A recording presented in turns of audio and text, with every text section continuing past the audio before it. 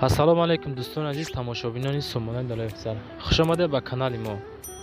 хоб дӯстони азиз, дар навори имза якчанд мошинҳои нав равон кардан мо қабул кардем. Ба шумо пешниҳод мекунем барои арзон.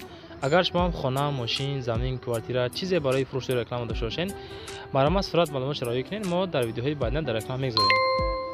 хоҳиш мекунем дӯстони азиз моро дастгирӣ кунед. Дастгирии шумо пешраи кор мешавад. Дар комментария фикротон нависед. бисёр бародаро хоҳиш карданд ки мо оиди ҳар як мошин гап занем, музика намонем. Як дастгирӣ кунем бачаҳо, як лайк намонем. 75% то меҳмонен бародари азиз. Ми кадом медрой ай ҳаматон хоҳиш подписатсия кунен, дастгирӣ кунен то иди қурбона 5000 шем иншоалло. Баъди иди қурбон як кам тасаввур мешем. Дар бораи ҳар як мошин гап мезанем, маълумот медем барои шумо.